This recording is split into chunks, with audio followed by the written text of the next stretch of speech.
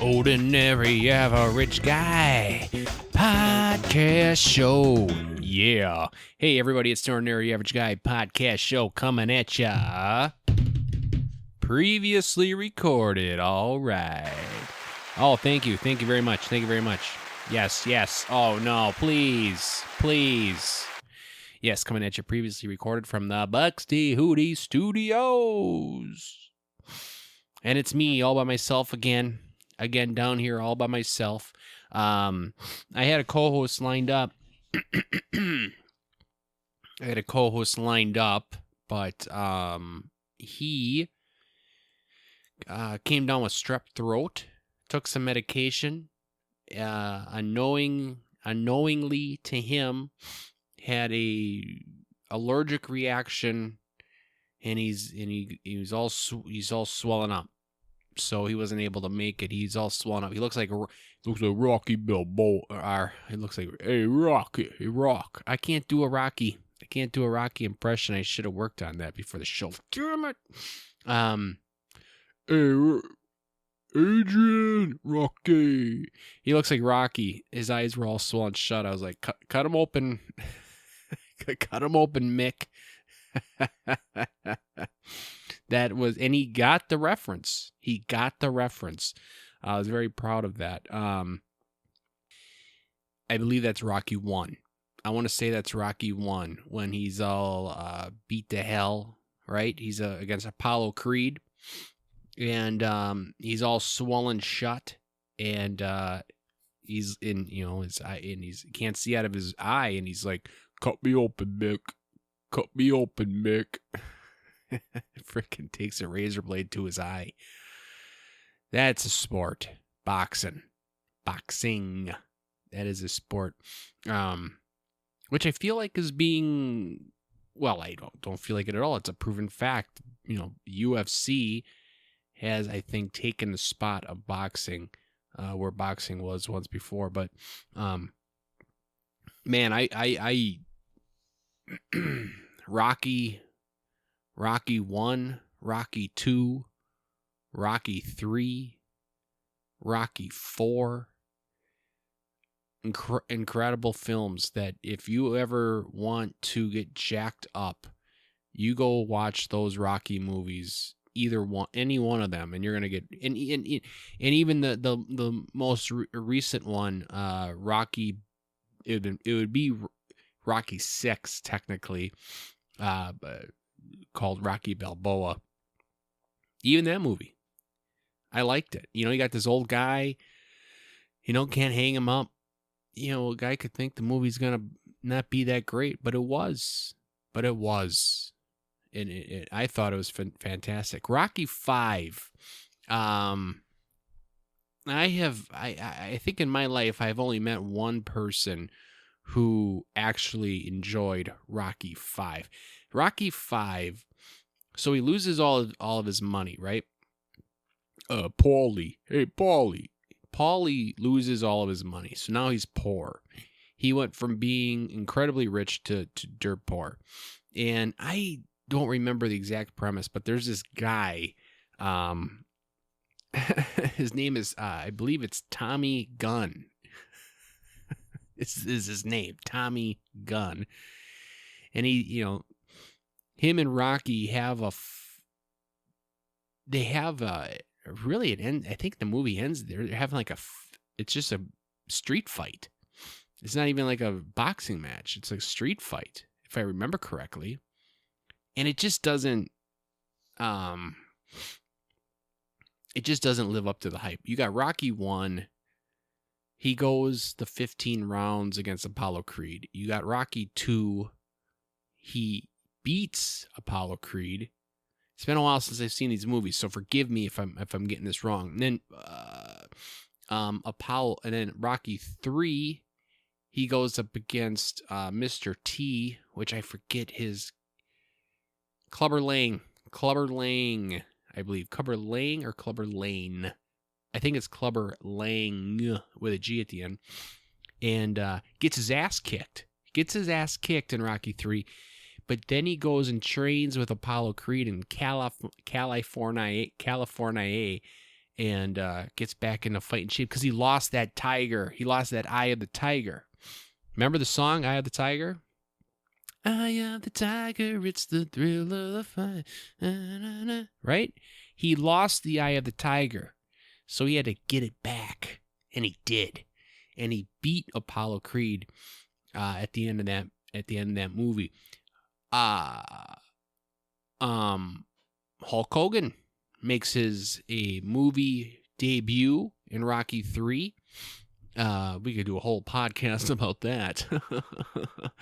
Anyway, he's in that movie where they do an exhibition against Rocky. But Rocky 4, I think, is the one that everyone remembers. Rocky 4, right? That's when he goes up against the Russian. This is the 80s. It's the Cold War. He goes up against the Russian. Dolph, I believe. Dolph Lundgren or something like that. Anyway, not only does he go up against the Russian, but he goes to Russia. He goes behind enemy lines. He trains up in the mountains, and he gets in killer shape, beats the Russian. Not only that, but you have the perfect crowd switch, right? In professional wrestling, that's when a bad guy becomes a good guy, and a good guy becomes a bad guy. The most famous would be WrestleMania 13, when Bret the Hitman Hart faced Stone Cold Steve Austin. Bret Hart came into that match as a good guy. Stone Cold came into that match as a bad guy. By the time the match was done, it switched. The crowd did a 180. Incredibly difficult to do. But god damn it, Rocky Balboa did it. He had those Soviets cheering for Rocky, and he ended up winning that bout as well. Rocky 4, man, that's the one. Out of all four, that's the Rocky. I think Rocky 1 is the one where he runs up the stairs and he's jumping up and down.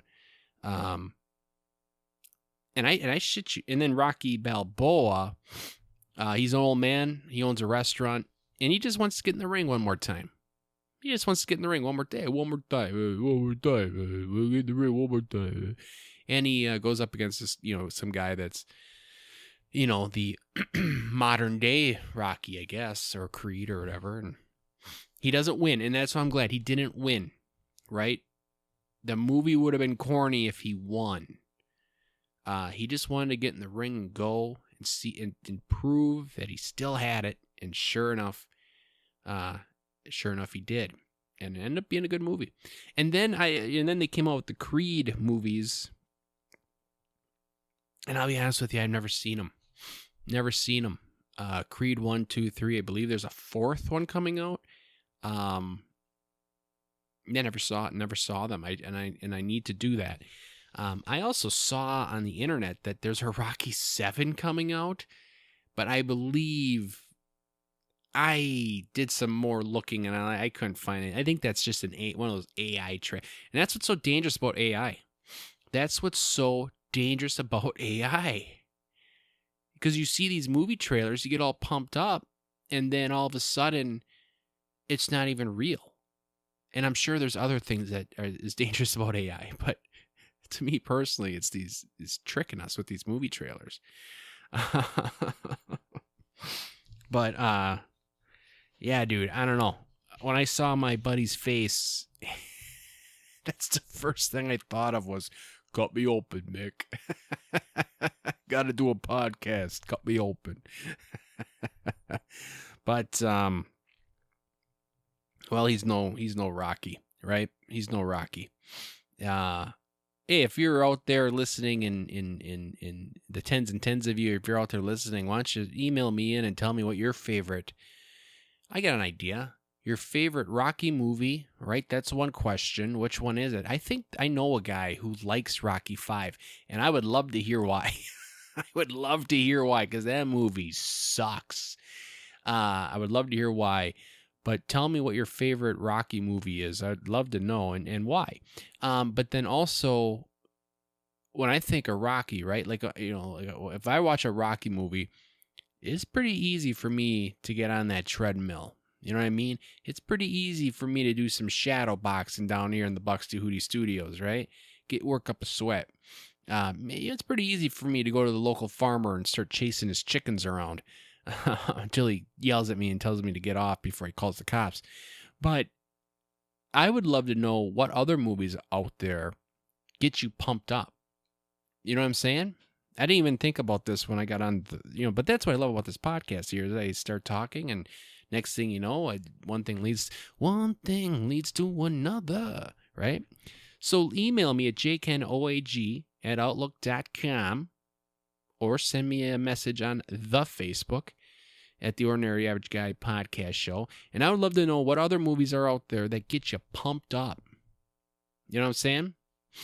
To me, it's Rocky, the Rocky movies. I can't think of another movie that gets me.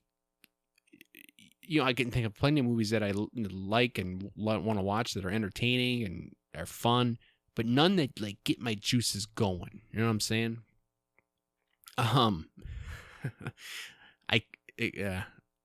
Anyway, let me know what you come up with. J-Kenn@outlook.com. I'm recording this right now on a Tuesday. On a Tuesday, I usually send these bad boys out on Tuesday morning at the ass crack of dawn so you guys can listen on your way to work. Wasn't able to make the cut. Wasn't able to make that cut. I apologize for that. You're going to be getting this podcast late Tuesday. Last night, Monday night, we went to my son is in kindergarten, and we signed him up for wrestling, right? And and I was a little nervous because we were watching wrestling on TV, and obviously, like I talked last week, we went to a wrestling event, and I was just trying to tell him, like, hey man, I was just worried for him to throw a punch. I was really scared that he was gonna throw a punch. And I had to keep reminding him, hey, this is... Now, my wife loves to tell him that wrestling is fake. And for me, it's hard to say that. It's predetermined is what we is the word we like to say. But we did. We were like, MJ, this is real wrestling, right? And for the last, I want to say, 2 months, every Sunday he had practice, and we would take him to practice. He missed one practice because I just forgot about it, and he missed another practice. We were there, but he got a bloody nose like right at the start of practice, so he missed the practice, right? So he didn't do a lot of practicing, or I should say he missed a couple of practices, and then the chances of any of the people, well, I'll just say it. He kind of got screwed with his partners, right? So he's young. He's in kindergarten.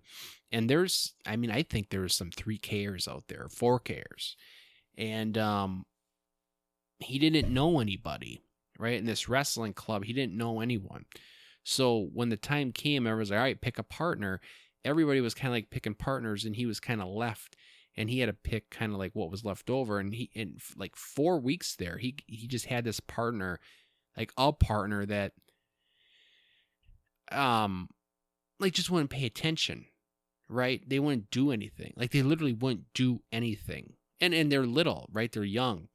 But my boy, I will give him credit. Like he wanted to practice and wrestle, and he wanted to do it. And there was times where he's like, all right, they're doing drills or whatever, lift your leg up, and stuff like that. And as a parent, I will say, until I had kids, until this exact moment of wrestling season here, I always saw other parents, like the parents that are living their dreams through their children.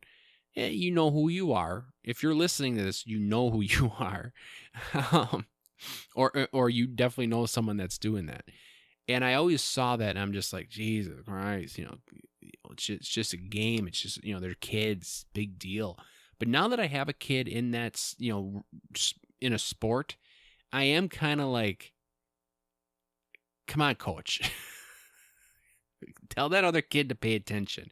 Come on. My boy wants to wrestle. My boy wants to learn. He wants to get better at this.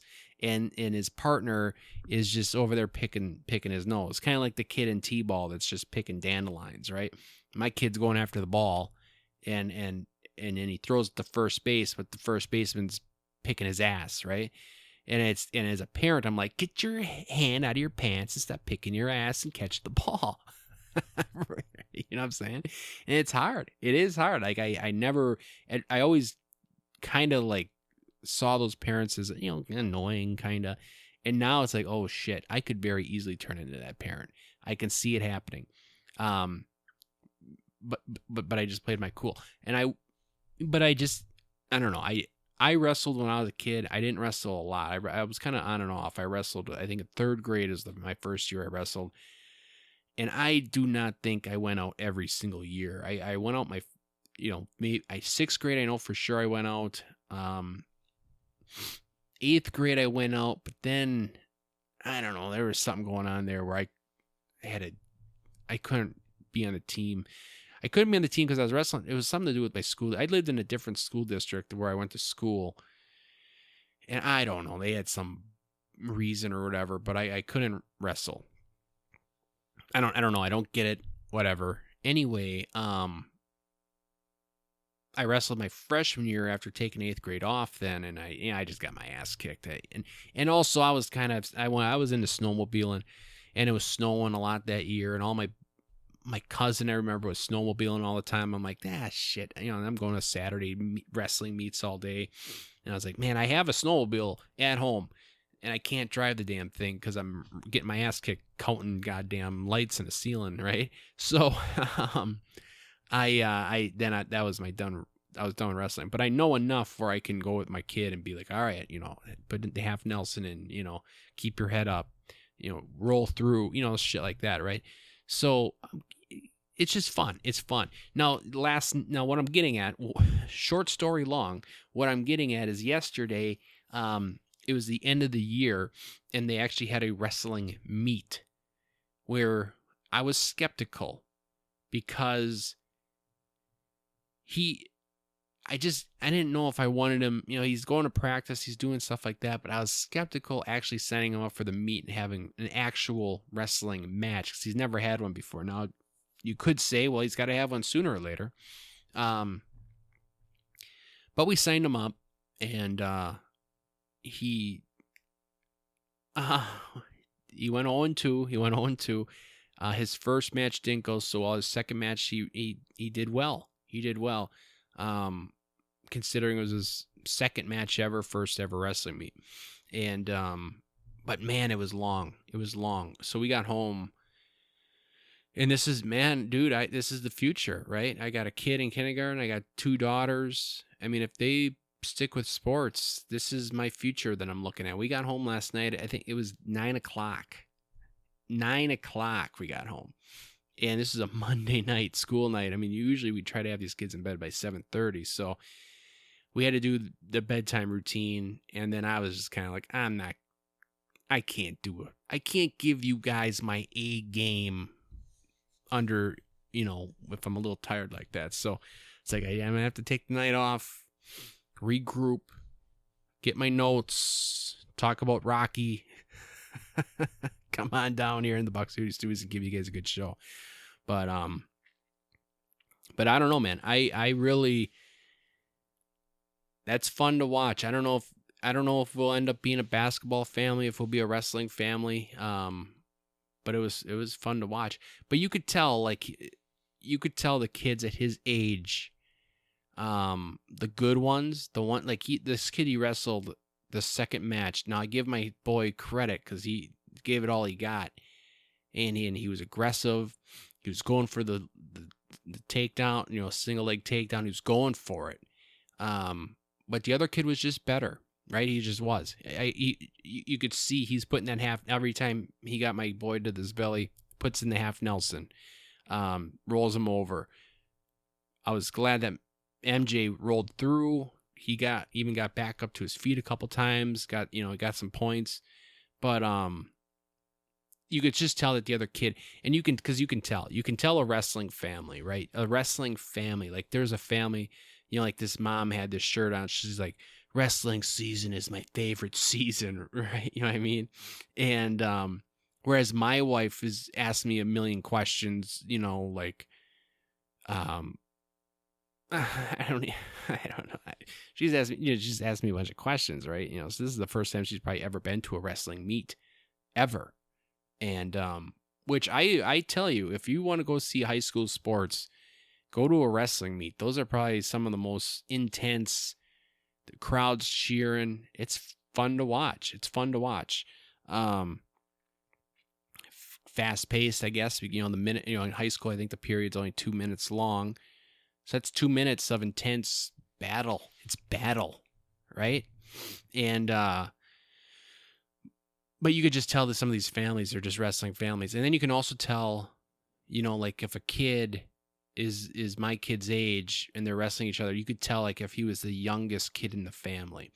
I would love to. I'm curious. I don't know if there's a stat on this. I guarantee you there's not a stat on it. I don't know how they would ever do it, but you think about all the wrestling families, right? Let's say they have a couple of kids in their family. Even if all of them were good, even if all the kids were good at wrestling, I would bet money that the youngest maybe was the most successful.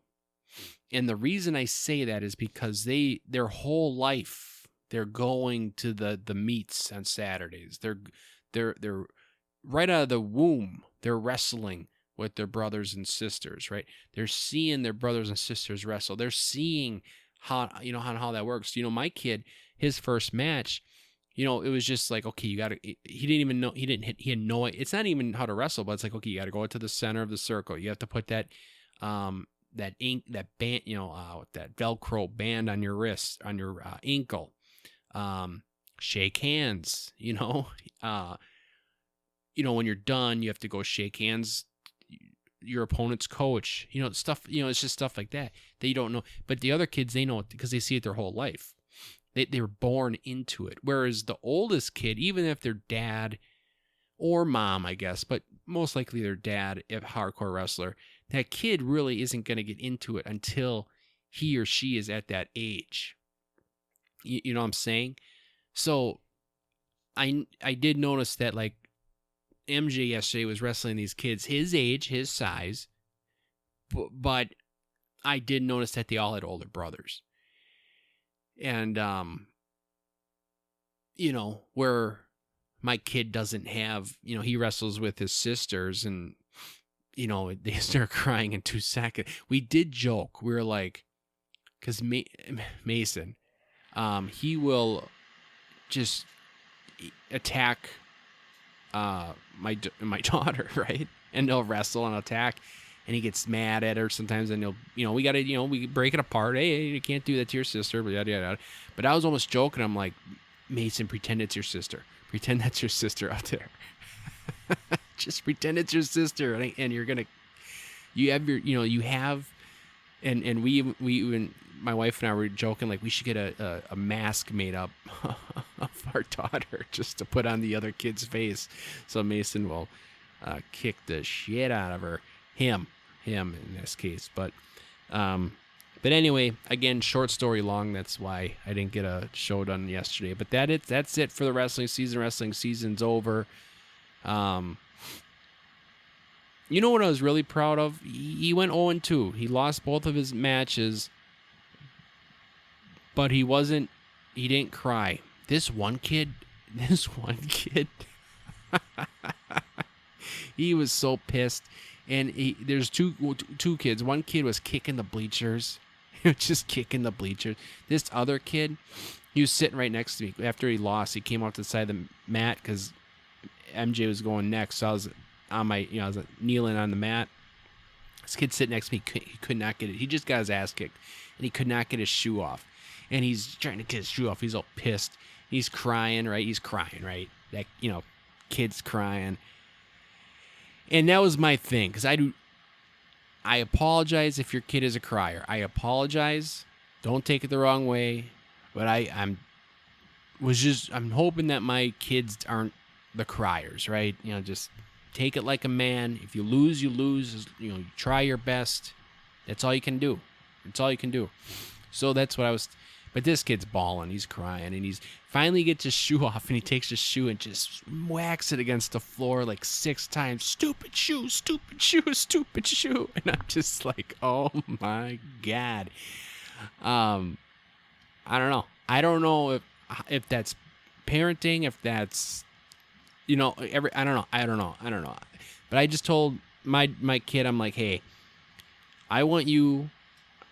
I don't know. I hope this is good parenting. I said, I don't care if you win or lose. I truly don't. I truly do not care if you win or lose.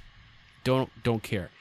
What I do care is that you try your best. You give it your darndest. And you whatever you do. That is what I'm trying to raise these kids to do.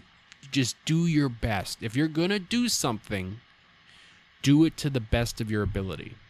And if you win, fantastic, cherry on top. But if you lose, you lose. Then you work harder. Then and he's in kindergarten, but when he gets older, right? Then you work harder. You practice more. I don't know. I don't know what I'm getting at. But so my kid lost, and he came to the side. And he's just like, I think he kind of felt bad, right? A little bit, right? You lost, right? But I told him, hey, you tried your best, right? And that's what matters. You're only going to get better. So it'd be cool if he sticks with it. Because, kindergarten, I remember in 6th grade, I wasn't any good. And, but in 6th grade, I remember winning, I never took first place, but I remember getting second, and I remember winning matches often. 6th grade. It took 3 years or whatever, and then I was like, yeah, all right, it's coming together. But then, like an idiot, I don't think I went out 7th grade for some dumb reason, and then in 8th grade, I was like, I'll go out again, and woulda, shoulda, coulda, I guess. But and then in freshman year, I was like, these kids had too much experience on me. So I don't know. It'd be cool to see if he's gonna stick with it. But wrestling isn't one of those sports where you can take a year off or take 2. You can't. You just gotta. Think about all the people that wrestle. There's something in their blood, right? A wrestling family is a wrestling family, and they live and breathe that. And you take a year off, and they are just gonna get better and better and better. And then if you come back, you don't. There was I knew there was one kid in my high school. I remember he went out. His senior year, he went out, and he never wrestled a day in his life, but he went out his senior year, and I think he won. He did good. I don't remember if he didn't go to state. He didn't win state or not like that, but I think he won his conference or something. I can't remember, but he was a freak. He was a genetic freak, right? You're gonna have those guys too. They're just genetic freaks. They're just gonna, it is what it is. But anyway, I talked enough about that. So hopefully I didn't bore you guys to death. I don't even think I was funny. That whole 30 minutes. I don't even think I was funny. My bad. Hey, guys, that's on me. All right, let's go to some emails here. We got 2 of them. Before we do that, quick plug. The Ordinary Average Guy podcast show. It is on all of your streaming platforms. Every one, I'm pretty sure. It is for sure on Spotify. It's for sure on Apple. It's on iHeartRadio.com. I think you can probably even find it on Pandora, I believe. It's on YouTube. It's on them all. You have no excuse not to listen to this unless you just don't like it. Then I guess you have an excuse. But if you do listen to it, and I know there's tens and tens of you that do, because I see the number. I see it. Please like it and share it. If you would be so kind to do. I think that's the only way that I could potentially turn tens and tens into maybe hundreds and hundreds, potentially. But if you don't mind, like it, review it, leave a comment, all that good stuff. I would appreciate it. And then also, if you don't mind, send those emails. This is, kind of selfish, but it's my favorite part of the show here, reading emails. So we got one from, so we all know a regular emailer, Lou Sassel. We all know him.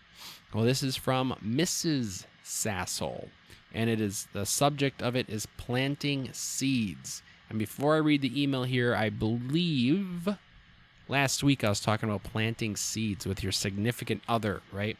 If you want them to do something or you want them to change, you got to plant seeds along the way, and then they'll grow, and then they'll turn into what you want them to be. So I, on the record, was having a hard time coming up with actual seeds to grow because my significant other is perfect just the way she is. I know she doesn't listen often, but just in case she does, I think you're perfect just the way you are. All right, so this is a subject from Mrs. Sassel, planting seeds. Listening to you struggle to come up with things to plant seeds about makes me wonder if it's easier for women to give a list of seeds to plant. That's a no-brainer. That's a no-brainer because women are never happy. That's just a fact. Okay? Hold on, she continues. My seeds to plant are cleaning, and, well, cleaning. I will say Mr. Sassel has taken the seeds and blossomed. Well, good deal. But something I will always wonder is why things can't be put away where it should be right away, so then you don't have to do hours of it over the weekend. Mrs. Sassel. I think, as I sit down here in the Buxy Hootie Studios and I see just a pile of junk everywhere, I'm definitely guilty of not putting things away. But the thing is I think guys are, like, I think of my old man, right? His back shed's a complete mess, but he knows where everything is. And I'm the same way. If you go at my little workshop area, as you all know, I'm a woodworker, you'll see that I kind of got everything everywhere, but I kind of know where everything is. It's dysfunction. It's organized chaos. And I think men are wired that way. Because, like, if I'm working on a project and I have things in a certain spot and then I'm done for the day or for the week or for the couple of weeks before I get back to it, I can jump right back into it. Whereas if I clean it all up, then I lose sight of what I was doing. So now that being said, my wife rips at me all the time because I don't never put my shoes away, right? We have a shoe shelves in our laundry room or mud room, whatever you want to call it. A laundry room, I guess. And I have a pair of tennis shoes. I have my moccasins. It's a throwback to a few episodes back where I said I was going to bring moccasins back. So I got my moccasins. But then I also have a pair of brown boots, like a dressier boot that you can wear with jeans or khakis or slacks. It's a nice boot. It's not too big, not too bulky. It's not like those Caterpillar boots not like a work boot, but it's also not extremely stylish like an Italian boot. It's just a nice boot. Anyway, I always leave the boots on the carpet because okay, we have 1, 2, 3, 4, 5 shelves. 5 shelves. No, 6. No, let me think about this. So there's 4 people in my family. There's 9 shelves on that thing. Okay, 9 shelves. Poor dad here has 1 of those shelves. 1. My 3 kids each have 2 shelves. My wife has 2 shelves. And I, dad, have 1 shelf. So my kids have, 6 pairs of shoes. My wife has how many pairs of shoes. And they got all these shelves, but I only have 1 little shelf, and it's not wide enough to get my 3 shoes on there. Now, I need my tennis shoes. I need my moccasins, and then I like my brown boots down there as well. But God forbid if I get a second shelf, because I am the dad. And in 2025, no one talks about how the dad just gets shit on all the time. I was at an event today. And it was a lot of women, right? A lot of women. And all these women were talking about what they volunteer for and all this shit. And they're like, I'm for women, women group A. Oh, I do women group B. Oh, I'm in, go women. Yeah. And everyone's like, oh, you go girl, blah, blah, blah. And I just I want to stand up and be like, I'm in a man's group. How we... and it would have been so politically incorrect. But it's about time us men start taking back. I don't know. I'm laughing, but I'm 52% serious here. I think men are getting shit on a little too much.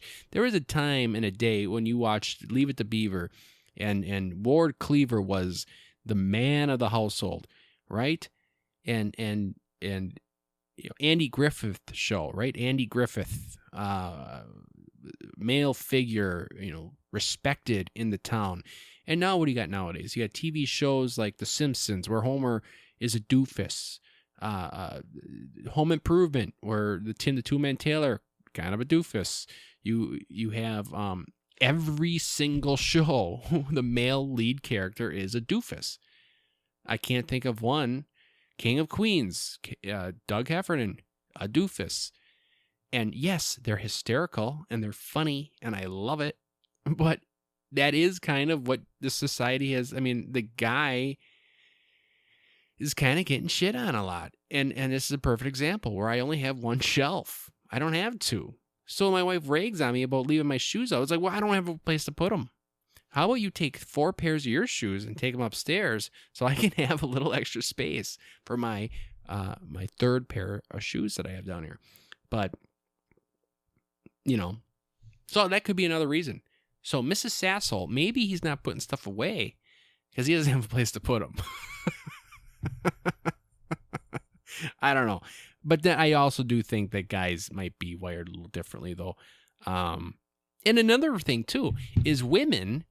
the kitchen, for example. God forbid if we call the kitchen the woman's room of the house. God forbid. But she's the one that organized everything. She has it all organized. And when I unload the dishwasher, which the majority of the time I am unloading the dishwasher, I do the dishes in the household. She might tell you differently, but I do the dishes. And when I say dishes, I mean load and unload the dishwasher. Now, she might unload it once in a while, but if we were keeping tabs, I unload it the majority of the time. And there's some times where I just don't know where things go. I do not know where they go. And people ragged on me in the past, but you have to learn. Yeah. But it's like, well, some things just don't make sense. Like why she has the Tupperware in one, in the Lazy Susan, which I don't care how politically correct we get in this world. I will never stop calling a Lazy Susan a Lazy Susan. I'm not doing it.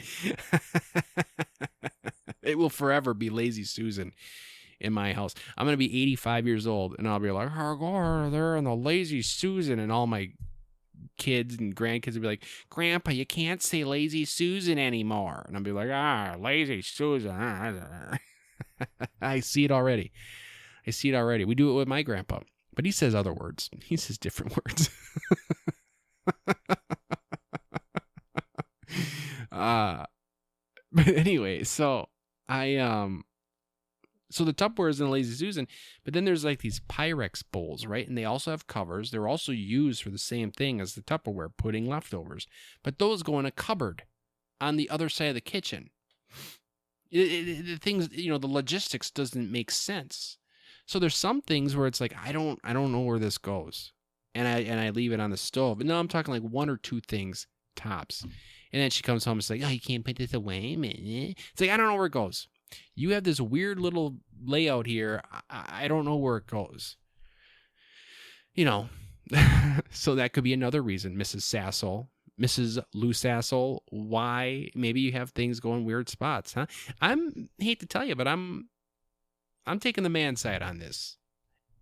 Now, in cleaning, here's another little tip out there for you guys. Here's a tip for you. When it comes to women, their to-do list never ends. Now, sometimes, like, my wife will tell me, like, 3 things to do, right?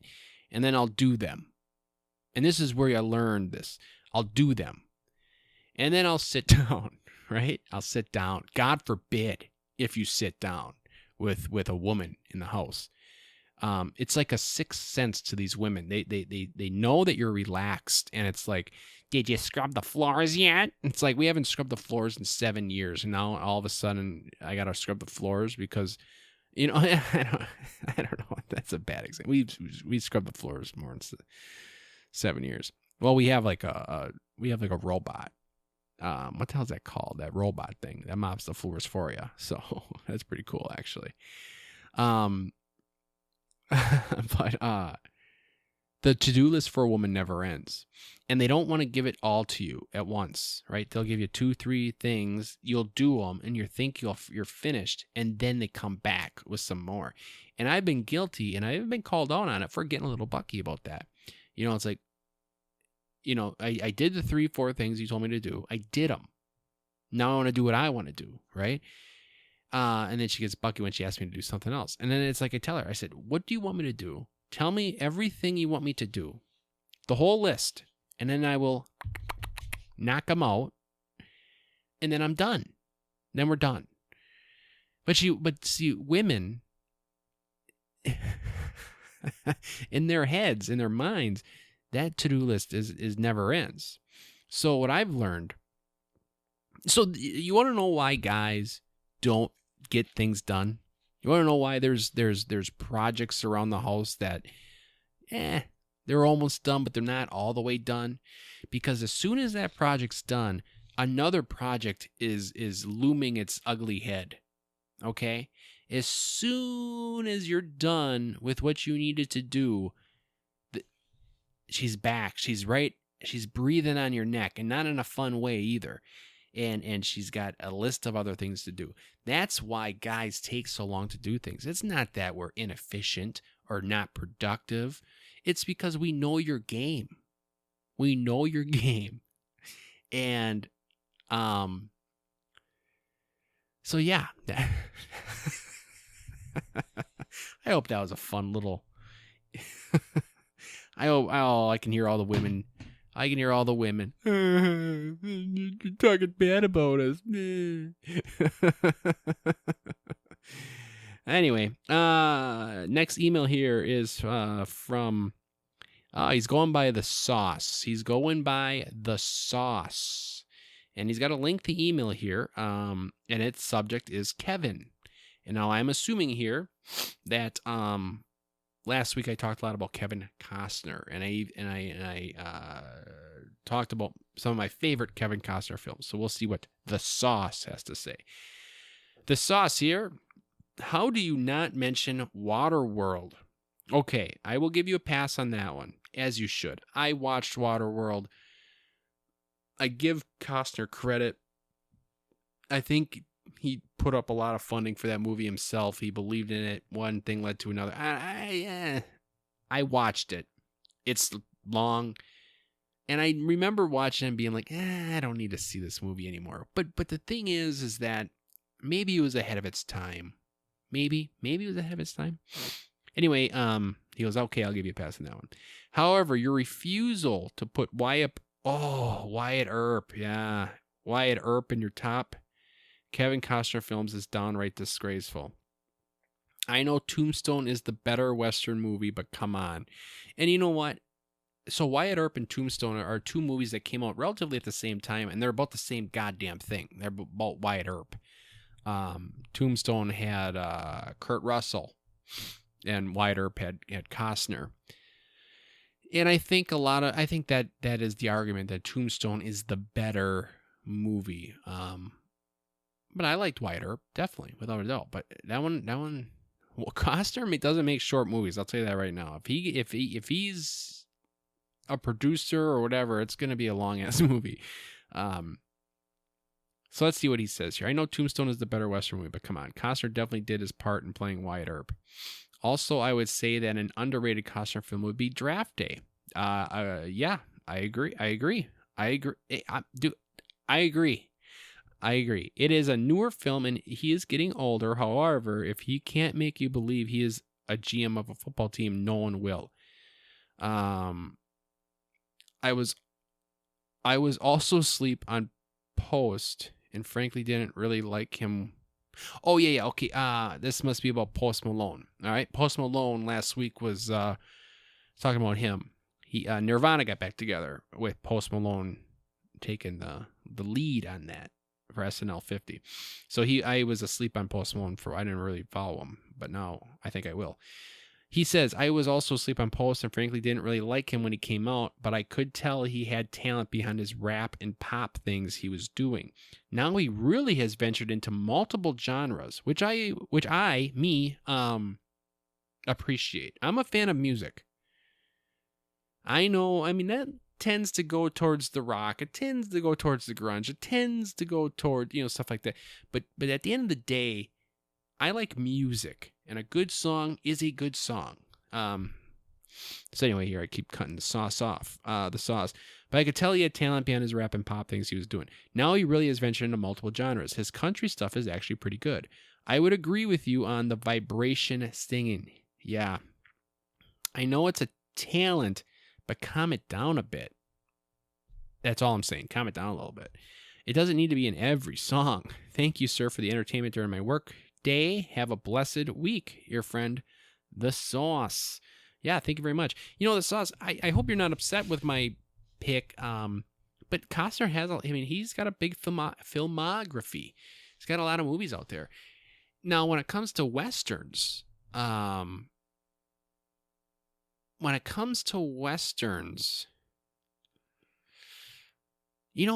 movie? It wasn't a movie. It was a mini series. The Hatfields and McCoys. Costner and Bill Paxton was in that mini series. So I guess that doesn't really count as a movie, but that is worth a watch. Now, granted, I don't know how you would find that, because again, it's not a movie, right? You just can't just look it up or whatever. You gotta you have to find it. Another movie, Hidden Figures, is another one. That's a newer one. I need to see that again. But when it comes, and there's another newer movie out called Let Him Go, with him and Diane Lane, who Diane Lane, man, she's a girl. She ages like a fine wine, if you know what I mean. That movie was a good one. He was a hard ass in that movie. And but when it comes to Westerns, I will have to say that I think my favorite Western that he is in is Open Range. Robert Duvall is in that movie as well. Great actor. But yeah, Open Range, when it comes to Western specifically, I'm trying to think. There was another, I don't know if I talked about this last week or not, but there was a movie called The Postman. I think what you would call is like a neo-western or something like that. It like takes place in the future, but like all the like there's no electricity or anything like that. So like everyone's acting like it's the old west, but it's in the future. That one I don't think was a box office success, but that was kind of a cool. Tom Petty's in that movie actually, playing Tom Petty, which is kind of interesting. I think that movie takes place, I want to say, in 2012. And I don't know, I can't remember when it was made, but I think it takes, like, it's something like, there was like a World War III or something. Everything gets wiped out. The government is essentially non-existent. So you have all these little areas that are kind of governing themselves. And then Costner takes it upon himself to be a postman. I don't know. It's kind of, I don't know. That one, I should watch that one again and see if that's any. That was a long time since I've seen that movie. But I mean, yeah, there's a couple movies out there that just, you gotta take risks. And unfortunately for Costner, I with the exception of Dances with Wolves, I know he took a risk with that one, and he ended up winning an Academy Award. But yeah, those other movies that he like took risks on, Waterworld, The Postman, they didn't really work out for in his favor. He's taken a risk with this Horizon movie. It's supposed to be 4 movies, and I was so pumped to watch them. And I think he's dead set on doing all 4, but the first one wasn't a success, and but it was good. I did like it, but they're long, and nowadays people just don't want to watch a 3-hour movie. That's on them. I don't know. That doesn't bother me at all. If it's good, I'll watch it, but anyway, thank you to The Sauce for, did I mention Tin Cup last week? That's a good movie, Tin Cup, when he hits the golf ball like 13 times. He's just so pissed off. I mean, we could talk about Costner all day long, but that is not what the podcast is about. So anyway, An Ordinary Opinion. This one's gonna be a weird one. I don't know if you are all gonna agree with this one. And I gotta have an asterisk next to it, but it's using your blinker. Using your blinker is the unordinary opinion this week. Now, let me tell you why using my blinker, and what I mean by is like, I don't use it. Now, let me preface that by saying I do use it when I have to, right? So if you're at a stop sign or if you're going to take a turn and there's traffic around, I use the blinker. Obviously, it's. I mean, you need to. It's very important. Otherwise, you could get killed. But what I've been like, okay, I'm driving down a 4-lane road. Now, for those of you who aren't as smart as me, a 4-lane road is where you have 2 lanes going one way and the other 2 lanes are going the opposite way. A normal highway is a 2-lane road, right? So let's say you're driving down a 4-lane road and there's a car behind you. Let's say you're in the fast lane, right? Which, by the way, is called a fast lane for a reason. Well, I'll touch upon that in a later show. And you pass a car, right? And then you go a little further, but now you're going to get back into the normal slow lane. Well, I look in my rearview mirror. I do the shoulder turn. I do all that stuff. The guy is far, there is no issue. So I just go into the lane. Now, my wife will be like, you didn't use your blinker. It's like, well, I didn't really need to. I looked around, right? There's no one around me. I passed the only car, and I'm good driver. Like, I know what's going on around me. I know my surroundings. Like blind spots, and I shouldn't talk so big because I could get a car crash tomorrow and die. But blind spots generally aren't an issue for me. The reason being is because before I would even get to the spot where a blind spot would be an issue, I would know if there's a car in the blind spot or not because I'm surveying my area, right? So it's like, yeah, I'm not using my blinker, and then my wife gets on me about not using my blinker. It's like, well, there's no one around. I'm not going to use my blinker just to use my blinker. Just because the law tells me that I have to use my blinker, I'm not doing it. If you don't know, I am reaching deep for these unordinary opinions. I do believe this is episode 39. So it's not the easiest thing in the world to come up with. But I was driving down the road the other day, and I was, use your blinker. It's like, because there's no one around me. There's no one around me. What would be another? Oh, if I'm going to turn, but there's no cars at the intersection, you didn't use your blinker because there's no one around. There's no one around. So why do I need to? I got to save on that blinker fluid. You don't want to be wasting that blinker fluid. You know what I'm saying? You understand what I'm saying? You don't want to be wasting. Okay. Song of the week. No, I'm not going to lie to you. I thought of this before when I was talking about Rocky. There's a song in Rocky that I want to be the song of the week, and it's not going to be the one you're thinking. It's not Eye of the Tiger. Okay? It's not Living in America. It's not that song. It isn't any of those songs.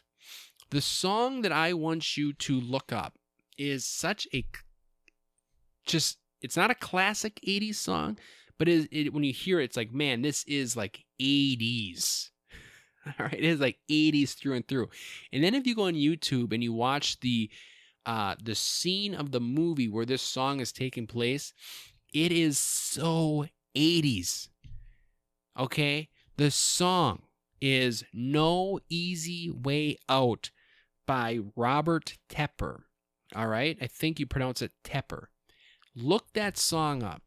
That song is going to pump you up. It's going to do it. It's going to pump you up 100 times more than you are with no music. But if you do listen to the song, and I hope you do, because I like the song. It's a fun song. It's a cool song.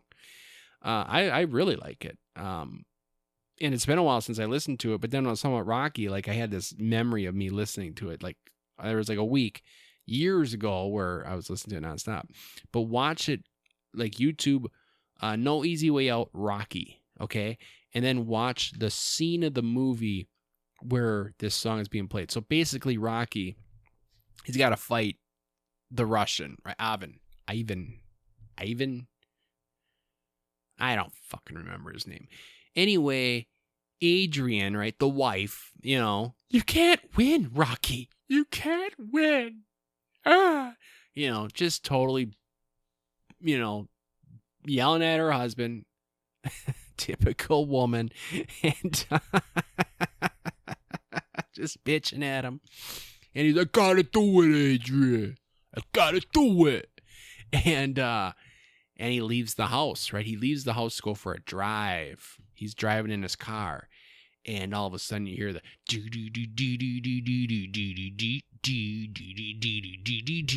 do do do. It's this bass riff, and it's so killer. And you see a close up of him grabbing the door handle, right? And then you see the close up of him opening the door, and then you see the close up of him shutting the door, and then you see a close up of him turning the steering wheel, and then you see the close up of the wheel turning. It's just it is kind of silly when you watch it. But it is just funny because I just immediately when I see it, it's like, that's an 80s flick. And that's not good. It's not bad. It's neither. It's just like, that is an 80s flick. And then Rocky's driving down the road, right? And he's just thinking, he's having all these flashbacks of Apollo Creed. He's having flashbacks of when he first met Adrian and when they first banged in his apartment and when they got married. And then at the end, he's having like visions of him dying in the ring. It's a cool scene and it's a cool song. Check it out. No Easy Way Out. Robert Tepper, and if you do look it up on YouTube, make sure you type in No Easy Way Out and then Rocky. Make sure you see it, the song with the